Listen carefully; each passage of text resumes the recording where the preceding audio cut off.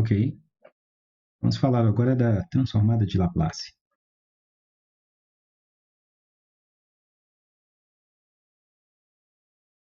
Vamos ver alguns exemplos. Antes de mais nada, vamos escrever aqui a definição da transformada de Laplace de uma determinada função f de t. Bom, a transformada de Laplace da função f de t vai ser dada pela integral de 0 até mais infinito de e elevado a menos st vezes f de t dt para algum s real ou complexo. A gente prefere, nesse nosso curso, que estamos ministrando esse semestre, tratar o S como um número complexo na forma sigma mais j ômega. Essa transformada de Laplace, quando existir, ou seja, quando essa integral aqui for convergente, ela vai convergir para uma função e vai depender desse S. Então, a gente vai usar essa notação. Transformada de Laplace de um f minúsculo de t vai ser uma f maiúsculo de S. Então, aqui eu tenho uma função de uma variável complexa S, em que S é sigma mais j ômega. Sigma e ômega são números reais, e a parte real de S é sigma e a parte imaginária de S é ômega.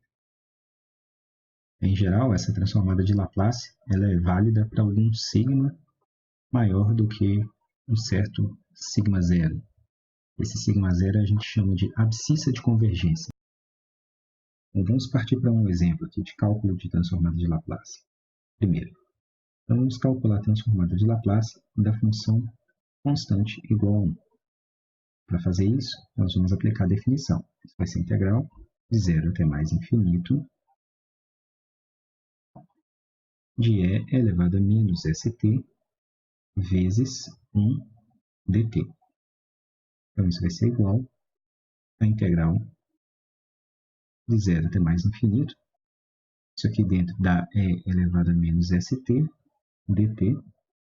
E essa integral ela é, na verdade, um limite quando a tende a mais infinito da integral de 0 até sa da função e elevado a menos st dt. Ora, isso é igual a e elevado a menos st dividido por menos s. A integral da função exponencial e elevado a menos st dividido por menos s, variando de 0 até a. Substituindo aqui esses limites de integração, a gente chega ao seguinte. Então, nós teremos e elevado a menos sa, aqui vai ficar e elevado a menos sa, menos, substituir o a no lugar do t, agora eu vou substituir o zero no lugar do t. Quando eu fizer isso, vai ficar e elevado a zero, que é 1. Isso dividido por menos s. Agora, para calcular esse limite, é interessante que a gente lembre de umas coisas. Primeiro, vamos lembrar o que é a função e elevado a número complexo z, na forma x mais jy.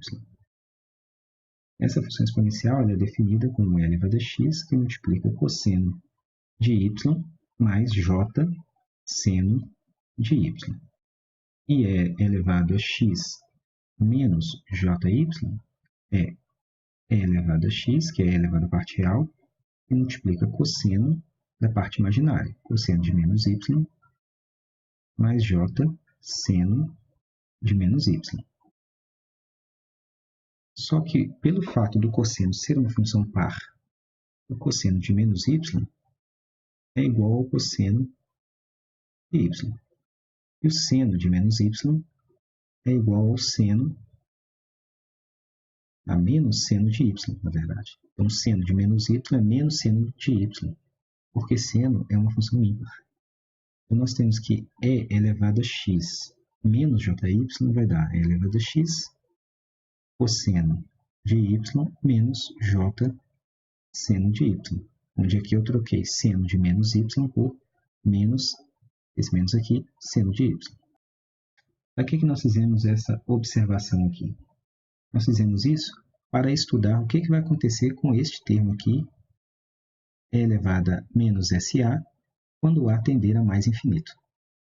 Então, na verdade, o E elevado a menos SA, ele é o E elevado a menos o S sendo sigma mais J ômega, o S elevado, E elevado a menos sigma mais J ômega A.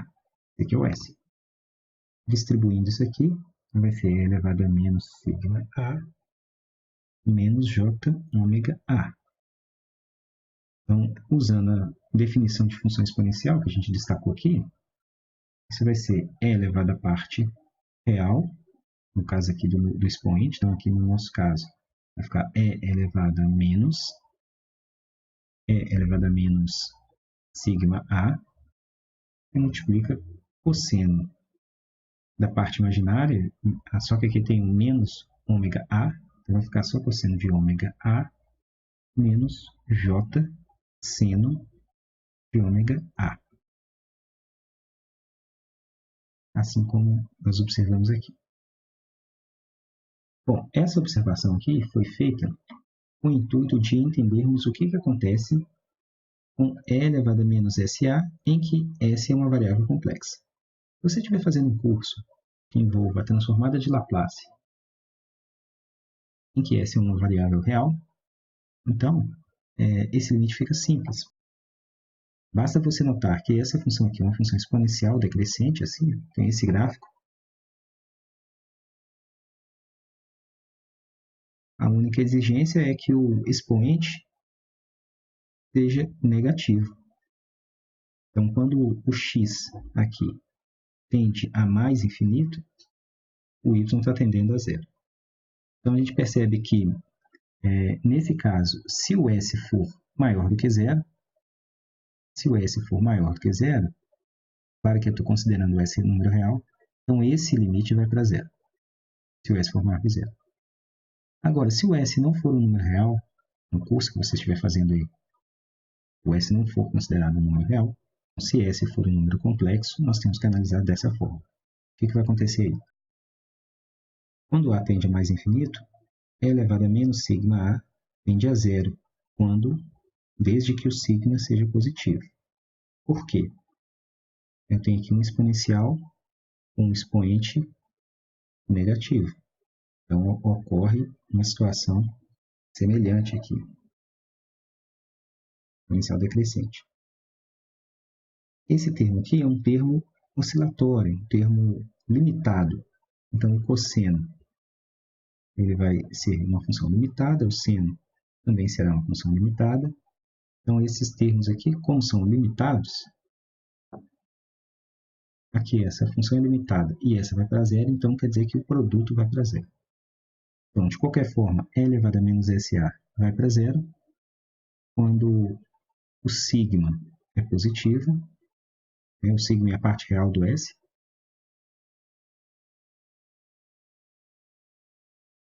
Então, quando nós temos, sob essa condição aqui, E elevado a menos SA vai para zero, e aí nós concluímos que isso aqui vai ser igual a 1 sobre S.